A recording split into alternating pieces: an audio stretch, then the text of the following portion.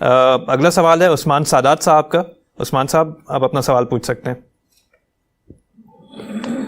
السلام علیکم گاندھی صاحب. وعلیکم السلام.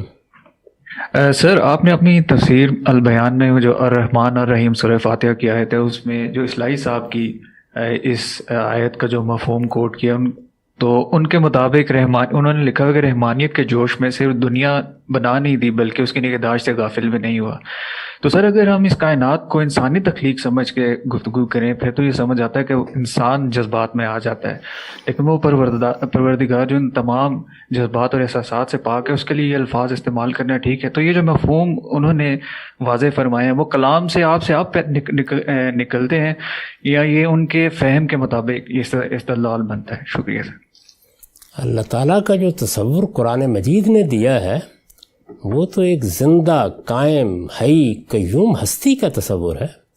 اس میں تو اللہ تعالیٰ غصے کا اظہار بھی کرتے ہیں، محبت کا اظہار بھی کرتے ہیں، التفات کا اظہار بھی کرتے ہیں. ایک ایسی شخصیت ہمارے سامنے آتی ہے جو زندہ شخصیت ہے. یہ کہنا کہ اللہ تعالیٰ جذبات سے بالاتر کوئی ہستی ہیں تو پھر تو وہ فلسفیوں کا قانون یا علت العلل بن جائے گی. اللہ تعالیٰ نے اپنے جذبات کا اظہار کیا ہے قرآن مجید میں، اس کے لیے وہی الفاظ اختیار کیے ہیں جو ہم اپنے ہاں اختیار کرتے ہیں. البتہ جذبات کی نوعیت کیا ہوتی ہے، وہ کیسے پیدا ہوتے ہیں، وہ ہمارے ہاں ظاہر ہے کہ بہت ناقص ہے. اللہ تعالیٰ اس نقص سے بالاتر ہے، لیکن وہ ایک زندہ ہستی ہے. وہ قرآن مجید کا اگر آپ کبھی مطالعہ کیجئے تو اس میں تو جگہ جگہ اللہ تعالیٰ نے اس اسلوبی میں اپنی طرف نسبت کی ہے افعال کی. یہ کہا ہے کہ اللہ فلاں شخص سے بڑی شدید نفرت کرتا ہے، اس کو ناپسند کرتا ہے، اس سے بہت محبت کرتا ہے. تو یہ ساری تعبیریں جو جذبات کے اظہار کی تعبیریں ہیں یہ قرآن مجید میں اللہ تعالیٰ کے لیے استعمال کی گئی ہیں. اس میں کوئی معنی نہیں ہے. جہاں تک اس رائے کا تعلق ہے کہ رحمان کا لفظ کس چیز پہ دلالت کرتا ہے تو یہ کوئی فہم کا مسئلہ نہیں ہے. عربی زبان اس چیز کو واضح کرتی ہے، یعنی اس میں اس وزن پر جتنے بھی اسماء صفت آتے ہیں ان کے اندر یہ جوش، یہ وفور پایا جاتا ہے. اس کو آپ کسی مناسب لفظ میں تبدیل کر دیں.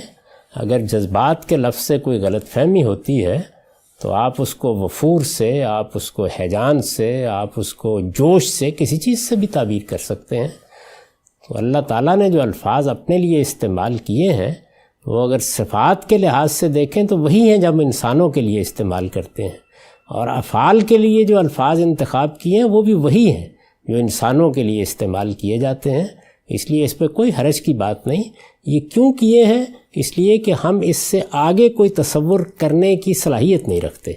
تو ہمارے افعال اور ہماری صفات کو تمثیل کے انداز میں لے کر ایک تصور ہمیں دے دیا گیا ہے، اور ساتھ تنبیہ کر دی گئی ہے کہ یہ متشابہات کا طریقہ ہے.